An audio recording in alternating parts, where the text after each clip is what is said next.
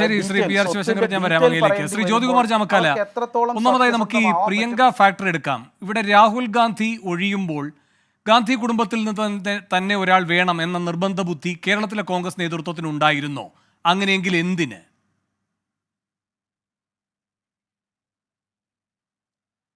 നോക്കൂ, ഞാൻ അതിലേക്ക് വരാം. ഈ പറഞ്ഞ് അവസാനിപ്പിച്ച സ്ഥലത്ത് തന്നെ തുടങ്ങുന്നതല്ലേ നല്ലത്. ശ്രീ ശിവശങ്കർ പിന്നെ പനമ്പള്ളി നഗറിലെ ഏതോ വീട്ടിൽ 45 ഓഫീസിൻ്റെ രജിസ്റ്റേർഡ് ഓഫീസുകളുടെ അഡ്രസ്സ് അടുത്തുണ്ടായിരുന്നു എന്നൊക്കെ പറയുന്ന ശ്രീ ശിവശങ്കർ, നിങ്ങൾക്ക് ആദ്യമായിട്ട് ലഭിച്ച ഒരു MP പോണ്ടിച്ചേരിയിലെ ഒരു മുറിയിൽ രജിസ്റ്റർ ചെയ്ത അവിടെ നിന്ന് ആഡംബര കാർ വാങ്ങുകയും അതിൽ നികുതി വെട്ടിപ്പ് നടത്തിയതുമായി ബന്ധപ്പെട്ട കേസൊക്കെ നമുക്ക് അറിയാവുന്നതാണ്. ഏതായാലും ഞാൻ അതിലേക്കൊന്നും പോകുന്നില്ല. ഇപ്പോൾ തന്നെ തുടങ്ങിയിരിക്കുകയാണ്. എന്താണ് അത് തുടങ്ങുന്നത് നമുക്ക് ബോധ്യമായല്ലോ. ഏതായാലും വരട്ടെ, സ്ഥാനാർത്ഥിയാവുമ്പോൾ അവർ ഡിക്ലെയർ ചെയ്യേണ്ട കാര്യങ്ങളെ സംബന്ധിച്ച് വളരെ കൃത്യമായ ഡിക്ലറേഷൻ ഉണ്ടാകും. ഇവിടെ താങ്കൾ ചോദിച്ച ചോദ്യത്തിലേക്ക് തന്നെ നേരിട്ട് വരാം. അപ്പോൾ ഇപ്പോൾ തന്നെ നെഗറ്റീവ് പൊളിറ്റിക്സ് തുടങ്ങുന്നതിൻ്റെ ഭാഗമായി ശിവശങ്കറിനെ പോലെ മാന്യമായി ചർച്ചകളിൽ പങ്കെടുക്കുന്ന ഒരാളെ കുറിച്ചാണ് ഞാൻ പറയുന്നത്. ഏതായാലും ഞാൻ നേരിട്ട് വിഷയത്തിലേക്ക് വരാം. ഇവിടെ നോക്കൂ, ഇവിടെ 2019 തെരഞ്ഞെടുപ്പിൽ ശ്രീ രാഹുൽ ഗാന്ധി മത്സരിച്ചു. അദ്ദേഹം അമേത്തിയിൽ മത്സരിച്ചിരുന്നു. ഇവിടെ മാത്രമാണ് ജയിക്കാൻ കഴിഞ്ഞത്. 2024 അദ്ദേഹം 2 സീറ്റിൽ മത്സരിച്ചു. 2 സീറ്റിലും ജയിച്ചു. ഒരു സീറ്റ് ഒഴിയേണ്ട സാഹചര്യം വന്നിരിക്കുന്നു. സ്വാഭാവികമായും അദ്ദേഹം പറഞ്ഞതുപോലെ തന്നെ ഞാൻ വയനാടിനെ കൈയൊഴിയില്ല, ഇതെൻ്റെ കുടുംബം പോലെയാണ്, എൻ്റെ വയനാടുമായിട്ടുള്ള എൻ്റെ ആത്മബന്ധത്തെ സംബന്ധിച്ചൊക്കെ അദ്ദേഹം വളരെ കൃത്യമായി പറയുകയുണ്ടായി. ഇപ്പോൾ ആ സീറ്റ് ഒഴിയേണ്ട സാഹചര്യം വന്നിരിക്കുന്നു. സ്വാഭാവികമായിട്ടും ഉത്തർപ്രദേശിലുണ്ടായിട്ടുള്ള ഇന്ത്യ മുന്നണിക്ക് ഉണ്ടായിട്ടുള്ള വലിയ മുന്നേറ്റം, ആ മുന്നേറ്റത്തിൻ്റെ ഭാഗമായി കൂടി തന്നെ ദേശീയ തലത്തിൽ ഇവർ പറയുന്നത് എന്തുകൊണ്ട് ഉത്തരേന്ത്യയിൽ മത്സരിക്കുന്നില്ല എന്ന് ചോദിക്കുകയും ഉത്തരേന്ത്യയിൽ മത്സരിച്ച് വിജയിച്ചതിന് ശേഷം ദക്ഷിണേന്ത്യയിലെ സീറ്റ് ഒഴിയുമ്പോൾ അതും ബാധകമാണ്. അപ്പോൾ ഇഷ്ടമില്ലാത്ത അച്ചി തൊട്ടതെല്ലാം കുറ്റം എന്ന് പറയുന്നത് പോലെ എന്ത് ചെയ്താലും അതിൽ ഒരു കുറ്റം കണ്ടെത്താൻ നിൽക്കുന്ന BJP നിങ്ങൾ നന്നാവാത്തത് ഇതുകൊണ്ടാണ്. നിങ്ങൾ നന്നാവാത്തതും അതുപോലെ തന്നെ ശ്രീ രാഹുൽ ഗാന്ധിക്ക് പുറകെ പോയ നമ്മുടെ സ്മൃതി ഇറാനിയെ കുറിച്ചൊന്നും ഞാൻ പറയുന്നില്ല. ഈ അവസരത്തിൽ നമുക്ക് വീണ്ടും സമയമുണ്ടെങ്കിൽ നമുക്ക് സംസാരിക്കാം. ഏതായാലും അത്തരത്തിൽ അവർ ഹിന്ദി ഹൃദയഭൂവിലുള്ള സീറ്റ് റിട്ടേൺ ചെയ്തുകൊണ്ട് വയനാട് ഒഴിയാൻ തീരുമാനിക്കുന്നു. അദ്ദേഹം ഒഴിയുമ്പോൾ അദ്ദേഹം പറഞ്ഞിരുന്നു, ഞാൻ എൻ്റെ ഒരു കുടുംബമായിട്ടാണ് ഞാൻ വയനാടിനെ കാണുന്നത്. അദ്ദേഹം അതിനോടുള്ള അദ്ദേഹത്തിൻ്റെ പ്രത്യേകമായ മമത കൂടി നിലനിർത്തത്തക്കവണ്ണം ശ്രീമതി പ്രിയങ്ക ഗാന്ധി മത്സരിക്കുവാൻ തീരുമാനിച്ചിരിക്കുന്നു. ശ്രീമതി പ്രിയങ്ക ഗാന്ധിയെ സംബന്ധിച്ച് 2004 മുതൽ 2004 തെരഞ്ഞെടുപ്പിൽ ശ്രീമതി സോണിയാഗാന്ധിയുടെ തെരഞ്ഞെടുപ്പിൻ്റെ ചുക്കാൻ പിടിച്ചുകൊണ്ട് പൊതുപ്രവർത്തനം രാഷ്ട്രീയ രംഗത്തേക്ക് സജീവമായി വന്നത്, ആ രാഷ്ട്രീയ രംഗത്തേക്ക് കടന്നു വന്നതിന് ശേഷം നിരവധി തവണ AICCയുടെ ജനറൽ സെക്രട്ടറിയായി, AICCയുടെ ഈ ഉത്തർപ്രദേശിൽ തന്നെ ചുമതല ഏറ്റെടുത്ത് വഹിച്ചു. പലപ്പോഴും അവർക്ക് മത്സരിക്കാനുള്ള അവസരം ലഭിച്ചപ്പോഴും ആ അവസരങ്ങളെല്ലാം മാറ്റിവെച്ചുകൊണ്ട് എനിക്ക് സംഘടനാ പ്രവർത്തനമാണ് താല്പര്യം എന്ന് പറഞ്ഞുകൊണ്ട് തന്നെയാണ് അവർ മുന്നോട്ട് പോയിട്ടുള്ളത്. അത് നോക്കൂ.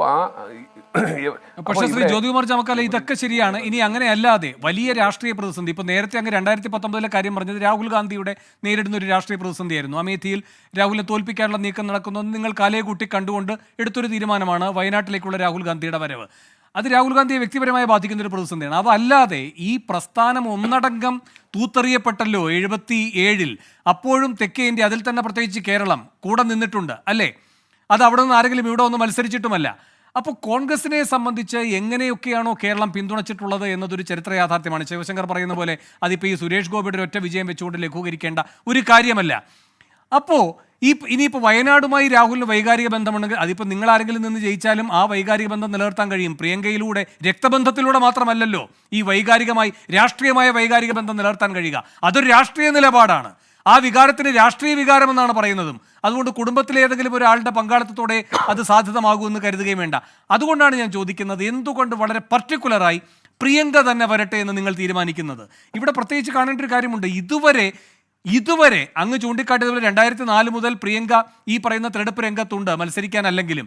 ഇതുവരെ കേരളത്തിന്റെ ചരിത്രത്തിൽ ഗാന്ധി കുടുംബത്തിലെ ഒരംഗം രാഷ്ട്രീയമായ ആദ്യത്തെ ചുവടുവയ്പ്, തെരഞ്ഞെടുപ്പ് രാഷ്ട്രീയമായി ബന്ധപ്പെട്ട ആദ്യ ചുവടുവയ്പ് നടത്താൻ കേരളം തിരഞ്ഞെടുത്തിട്ടില്ല. എന്തുകൊണ്ടിപ്പോൾ? അല്ല, അതൊക്കെ സ്വാഭാവികമായും വന്നുപെട്ടതാണ്. അവർ മത്സരിക്കാൻ തീരുമാനിച്ചിരുന്നെങ്കിൽ അവർക്ക് 2024 തന്നെ മത്സരിക്കാമായിരുന്നു. ഈ പൊതു തെരഞ്ഞെടുപ്പിൽ മത്സരിക്കാമായിരുന്നു. അവർ വേണ്ട എന്ന് കരുതി മാറി നിന്നാണ്. സ്വാഭാവികമായിട്ട് നമുക്കറിയാം, അമേത്തിയിലെയും അതുപോലെ റായ്ബറിലെയൊക്കെ സീറ്റുമായി ബന്ധപ്പെട്ട് സ്ഥാനാർത്ഥി നിർണ്ണയവുമായി ബന്ധപ്പെട്ടുണ്ടായ ചർച്ചകളും ആ ചർച്ചയുടെ ഭാഗമായിട്ട് അവർ മത്സരിക്കേണ്ടതില്ല എന്ന ഒരു തീരുമാനമെടുക്കുകയും അവർ മാറി നിന്നതൊക്കെ നമ്മുടെ മുമ്പിലുണ്ട്. ഏറ്റവും അവസാനം വയനാട്ടിലേക്ക് ഉപതെരഞ്ഞെടുപ്പ് വന്നപ്പോൾ അവരെ സംബന്ധിച്ച് AICCയുടെ ജനറൽ സെക്രട്ടറി എന്ന നിലയിൽ പാർട്ടിയുടെ ഏറ്റവും ഉന്നതാധികാര സമിതിയിലെ അംഗമെന്ന നിലയിൽ അവരെ തന്നെ ഇവിടെ മത്സരിക്കാൻ തീരുമാനിച്ചത് പാർട്ടിയുടെ ഒരു തീരുമാനമാണ്. ആ തീരുമാനം വന്നതോടുകൂടി തന്നെ നോക്കൂ, അതിൻ്റെ പിന്നെ എന്താ ബാക്കി പത്രമായി സാന്ദർഭികമായി വന്നുപെട്ടതാണ് അവരുടെ മത്സര അരങ്ങേറ്റം കേരളത്തിൽ വന്നു എന്നുള്ളത്. തെക്കേ ഇന്ത്യയിൽ എത്രയോ തവണ മത്സരിച്ച ശ്രീമതി ജ്യോതി അങ്ങനെ പറഞ്ഞു പോകരുത് ജ്യോതി. അത് അങ്ങനെയല്ല. അല്ലല്ല, ഒരു സെക്കൻഡ്. ഇവിടെ ഒരു ഉപതെരഞ്ഞെടുപ്പ് നടക്കുന്ന ഒരേ ഒരു സ്ഥലമായിരിക്കുമോ അങ്ങനെ കോൺഗ്രസിനെ സംബന്ധിച്ച് ഈ വയനാട്? അങ്ങനെയാണോ? അല്ല. അപ്പൊ പിന്നെ എന്തിനാണ് പ്രിയങ്ക ഇവിടെ തന്നെ ഉണ്ടാകാം? പാർലമെന്റിൽ ഞാൻ മനസ്സിലാക്കിയിടത്തോളം പാർലമെന്റിലെ അങ്ങനെയല്ല പാർലമെന്റിലെ മറ്റൊരു സീറ്റിലേക്കും ഇനി ആരെങ്കിലും രാജിവെച്ചാൽ മാത്രമേ ഉപതെരഞ്ഞെടുപ്പുള്ളൂ. അപ്പോൾ പാർലമെന്റിലെ 545 സീറ്റിലേക്കും ഇലക്ഷൻ നടന്നിരുന്നു എന്നുള്ള കാര്യത്തിൽ തർക്കവുമില്ല. അവിടെ എല്ലാം റിസൾട്ടും പ്രഖ്യാപിച്ചിട്ടുണ്ട്. ഇപ്പോൾ ആരെങ്കിലും രാജിവെച്ചിട്ടുണ്ടെങ്കിൽ അതിൻ്റെ ഭാഗമായിട്ട് വരുന്ന ഉപതെരഞ്ഞെടുപ്പുകൾ മാത്രമേ ഉള്ളൂ. ഇവിടെ വയനാടിനെ സംബന്ധിച്ച് ഞങ്ങൾക്ക് പ്രത്യേക മമതയുണ്ട് ആ സീറ്റിനോട്. നോക്കൂ, ആ കോൺസ്റ്റിറ്റ്യുവൻസി ഫോം ചെയ്ത അന്ന് മുതൽ അവിടെ UDF മാത്രമാണ് ജയിച്ചിട്ടുള്ളത്. അവിടെ ശ്രീ രാഹുൽ ഗാന്ധിയെ പോലെ ഒരാൾ പിന്നെ വയനാട്ടിൽ വന്ന് മത്സരിക്കുമ്പോൾ, കേരളത്തിൽ വന്ന് മത്സരിക്കുമ്പോൾ ഞങ്ങൾക്ക് കഴിഞ്ഞ തെരഞ്ഞെടുപ്പിൽ നമ്മൾ ഏറ്റവും കൂടുതൽ ചർച്ച ചെയ്തതാണ് ശബരിമല വിഷയവും അതുപോലെ തന്നെ ശ്രീ രാഹുൽ ഗാന്ധിയുടെ സ്ഥാനാർത്ഥിത്വവും. പ്രിയങ്ക എന്തുകൊണ്ട് ഇവിടെ വരണം എന്നതിനകത്തൊരു രാഷ്ട്രീയ വിശദീകരണമുണ്ടല്ലോ, അത് നിങ്ങൾ നൽകണമല്ലോ. അതെന്താണ്? പ്രിയങ്ക എന്തുകൊണ്ട് ഇവിടെ വന്നുകൂടാ എന്നതിനെ സംബന്ധിച്ച് താങ്കൾക്ക് എന്തെങ്കിലും അഭിപ്രായമുണ്ടോ? എന്തുകൊണ്ട് പ്രിയങ്കയ്ക്ക് വയനാട്ടിൽ മത്സരിച്ചുകൂടാ? അങ്ങനെയല്ല, ഞാനതിനെ തള്ളി പറഞ്ഞുകൊണ്ടല്ല പറയുന്നത്. നിങ്ങളത് വിശദീകരിക്കണം എന്നാണ്, രാഷ്ട്രീയമായി വിശദീകരിക്കണം. അതായത് നിങ്ങൾ ഒന്നടങ്കം വടക്കേനിൽ നിന്ന് തൂത്തെറിയപ്പെട്ടപ്പോഴും ഇവിടെ പിന്തുണച്ചിട്ടുള്ള ഒരു നാടാണ് ഈ കേരളം. ഇവിടെ ആരെങ്കിലും മത്സരിച്ചിട്ടല്ല അത് ഉറപ്പാക്കിയിട്ടുള്ളത്. ഇനി അടുത്ത ഘട്ടം വൈകാരിക ബന്ധം. അല്ല, ഒരു സെക്കൻഡ്. വൈകാരിക ബന്ധമാണെങ്കിൽ ഇത് രാഷ്ട്രീയ വികാരമാണ്. അത് കുടുംബത്തിൽ നിന്ന് ഒരാൾ വന്നാൽ മാത്രം നിറവേറ്റപ്പെടുമെന്ന് പറഞ്ഞാൽ ആ രാഷ്ട്രീയത്തെയാണ് തള്ളിക്കളയുന്നത്. കുടുംബത്തെയാണ് രാഷ്ട്രീയത്തെക്കാൾ വിശ്വസിക്കുന്നത് എന്നായി പോകും. അതുകൊണ്ടാണ് ഞാൻ ചോദിക്കുന്നത്, നല്ല രാഷ്ട്രീയ സാധുതയോടെ ഇത് വിശദീകരിക്കൂ. എന്തിന് വയനാട്ടിൽ പ്രിയങ്ക ഈ പറയുന്ന രാഹുൽ ഗാന്ധിയുടെ പിൻഗാമിയായി വരണം? അല്ല, നോക്കൂ, അവിടെ രണ്ട് കാരണങ്ങൾ, താങ്കൾ ഈ പറഞ്ഞ രണ്ട് കാരണവും ശരിയാണ്. അവിടെ ശ്രീ രാഹുൽ ഗാന്ധി അദ്ദേഹത്തിന്റെ സ്വന്തം കുടുംബം പോലെ പരിലാളിച്ചിരുന്ന ആ കോൺസ്റ്റിറ്റ്യുവൻസിയിൽ അദ്ദേഹത്തിന്റെ ലെഗസി നിലനിർത്തേണ്ടതുണ്ട്. നെഹ്റു കുടുംബത്തോളം അത്രത്തോളം ആ ലെഗസി നിലനിർത്താൻ മറ്റൊരാളില്ല എന്നുള്ളതൊരു യാഥാർത്ഥ്യമാണ്. അപ്പോൾ അവിടെ രാഷ്ട്രീയമായും ആ കുടുംബത്തിന് ആ മണ്ഡലത്തോടുള്ള വ്യക്തിപരമായ അടുപ്പവും ഒരേപോലെ തന്നെ ചേർത്ത് വെച്ചുകൊണ്ട് മുന്നോട്ട് പോകാൻ കഴിയുന്ന ഒരു കാലാവസ്ഥ ഇപ്പോൾ ഉണ്ട്. ആ കാലാവസ്ഥ കൂടുതൽ വയനാട്ടിലെ ജനങ്ങൾക്ക് പ്രയോജനപ്പെടും എന്നുള്ളത് കൊണ്ടും അത് ഒരു പൊളിറ്റിക്കലായിട്ടുള്ള ഒരു കടപ്പാട്, ആ നിയോജക മണ്ഡലത്തിനോടുള്ളൊരു കടപ്പാട് കൂടി കൃത്യമായും കോൺഗ്രസും UDFും ശ്രീ രാഹുൽ ഗാന്ധിയും ഉൾപ്പെടെയുള്ളവർ, കോൺഗ്രസിൻ്റെ ദേശീയ നേതൃത്വം കൃത്യമായും അത് ഇതിനേക്കാൾ ആപ്റ്റായിട്ടൊരു സ്ഥാനാർത്ഥിയെ വയനാട്ടിലേക്ക് ഫീൽഡ് ചെയ്യാനില്ല എന്നതിൻ്റെ കൂടി അടിസ്ഥാനത്തിൽ ഏറ്റവും നല്ല രാഹുൽ ഗാന്ധിയോളം പോകുന്ന ഒരു നേതാവിനെ തന്നെ അവിടത്തേക്ക് സ്ഥാനാർത്ഥിയായി പ്രഖ്യാപിക്കുന്നതിലൂടെ ആ മണ്ഡലത്തെ ജനങ്ങൾ രാഹുൽ ഗാന്ധിയോട് കാണിച്ചിട്ടുള്ള സ്നേഹം, ആ സ്നേഹത്തിനുള്ള നന്ദിയായിട്ട് വേണം അതിനെ കണക്കാക്കാൻ. ആ രീതിയിൽ തന്നെ ഞങ്ങൾക്ക് രാഷ്ട്രീയമായിട്ടും വ്യക്തിപരമായിട്ടും ആ മണ്ഡലത്തിലുള്ള ഞങ്ങളുടെ അടുപ്പം, ആ മണ്ഡലത്തിൽ ശ്രീ രാഹുൽ ഗാന്ധി നടത്തിയുള്ള വികസന പ്രവർത്തനങ്ങൾ, ആ മണ്ഡലത്തിലൂടെ അദ്ദേഹം കാണിച്ചിട്ടുള്ള ഒരു കാര്യം കൂടി, ഇപ്പോ ഈ ശിവശങ്കർ പറഞ്ഞതിൽ അങ്ങനെ ഒന്ന് പറഞ്ഞ് നിങ്ങൾക്ക് ഒഴിവാകാൻ കഴിയുന്ന രൂപത്തിലാണോ ഈ പ്രിയങ്കയുമായി ബന്ധപ്പെട്ട സാമ്പത്തികമായ കാര്യങ്ങൾ വെളിപ്പെടുത്തേണ്ടി വരുന്ന സാഹചര്യം? ഇപ്പോൾ ഈ വീണയുമായി ബന്ധപ്പെട്ട് എന്തൊക്കെ വിവാദങ്ങളാണ് നിങ്ങൾ തിരികൊളുത്തിയത്? മുഹമ്മദ് എന്തൊക്കെ പറഞ്ഞിട്ടുണ്ട്, എന്തൊക്കെ പറഞ്ഞിട്ടില്ല എന്നടക്കമുള്ള കാര്യങ്ങൾ ചൂണ്ടിക്കാട്ടിക്കൊണ്ട് അതാണ് ശിവശങ്കറും ചോദിക്കുന്നത്. അപ്പോൾ സ്വാഭാവികമായും അതേ പ്രതിപക്ഷ നിങ്ങളുടെ അതേ യുക്തിയാണ് ശിവശങ്കറും ഉപയോഗിക്കുന്നത്. അതിനുള്ള മറുപടി നോക്കൂ, ഒരു സ്ഥാനാർത്ഥി തെരഞ്ഞെടുപ്പിൽ നോമിനേഷൻ കൊടുക്കുമ്പോൾ ആ സ്ഥാനാർത്ഥി അതിനോടൊപ്പം ഒരു അഫിഡവിറ്റ് കൊടുക്കേണ്ടതുണ്ട് എന്ന് എനിക്ക് വേണുവിന് അറിയാവുന്നതുപോലെ ശ്രീ ശിവശങ്കറിനും അറിയാം. ആ സ്ഥാനാർത്ഥിയുടെ അഫിഡവിറ്റ് കൊടുക്കുമ്പോൾ അതിനകത്ത് എന്തെങ്കിലും ഡിസ്ക്വാളിഫിക്കേഷന് സാധുതമാകുന്ന എന്തെങ്കിലും ആ കണ്ടന്റിനകത്ത് എന്തെങ്കിലും എതിരഭിപ്രായം ഉണ്ടെങ്കിൽ എതിർ സ്ഥാനാർത്ഥികൾ ചൂണ്ടിക്കാണിക്കാമല്ലോ.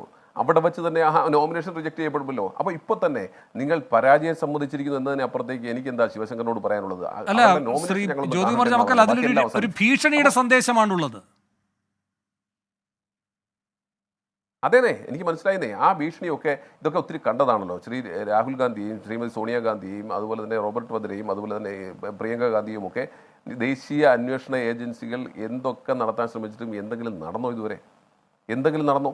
അപ്പോൾ അവരെ സംബന്ധിച്ച് ഇനിയും ഞങ്ങൾ അതൊക്കെ ഉപയോഗിക്കും, ഇനിയും ഞങ്ങൾ അത്തരത്തിലുള്ള വിരട്ടലുകളുമായി രംഗത്ത് വരും എന്നുള്ളത് ഇപ്പോഴും പഠിച്ചിട്ടില്ല. എന്നിട്ടും പറയുന്നത് എന്താ, ഇപ്പോൾ അദ്ദേഹം പറഞ്ഞു പോയ ചില കാര്യങ്ങളുണ്ട്. ഞാൻ അതിൻ്റെ വിശദാംശങ്ങളിലേക്കൊന്നും പോകുന്നില്ല. അദ്ദേഹം പറഞ്ഞു പോകുന്നതിനെ സംബന്ധിച്ച് നിങ്ങൾ ഇപ്പോൾ അദ്ദേഹം പറഞ്ഞ വാചകം മാത്രം ഞാൻ ആവർത്തിക്കാം. യഥാർത്ഥ രാഷ്ട്രീയം മനസ്സിലാക്കുന്നവരാണ് കേരളീയർ എന്ന് പറഞ്ഞുകൊണ്ടാണ് അദ്ദേഹം സംസാരിച്ചത്. യഥാർത്ഥ രാഷ്ട്രീയം മനസ്സിലാക്കുന്നവരാണ് ഇന്ത്യക്കാർ. നാടിനെ മനസ്സിലാകുന്ന കാര്യങ്ങളെക്കുറിച്ചൊക്കെ താങ്കൾ പറഞ്ഞു. ആ നാടിന് രാജ്യത്തുള്ള ജനങ്ങൾക്ക് മനസ്സിലാകും എന്നുള്ളത് കൊണ്ടാണ് നിങ്ങൾ 400 സീറ്റുമായി അധികാരത്തിൽ വരുമെന്ന് പറഞ്ഞ് പോയ നിങ്ങൾ പിന്നെ തട്ടിമുട്ടി അപ്പുറത്ത് കടന്നു കൂടിയിരിക്കുന്നത് എന്ന കാര്യം താങ്കൾ മറക്കരുത്. അതിൽ നിങ്ങളുടെ പ്രധാനമന്ത്രിക്ക് ഉൾപ്പെടെ എത്ര ഭൂരിപക്ഷമുണ്ട് എന്ന് താങ്കൾ മറക്കരുത്. സ്മൃതി ഇറാനി പരാജയപ്പെടാനുണ്ടായ സാഹചര്യത്തെക്കുറിച്ച് നിങ്ങൾ മറക്കരുത്. പിന്നെ അയോധ്യയിൽ ഉൾപ്പെടെ പരാജയപ്പെട്ടതിനെ കുറിച്ച് മറക്കരുത്.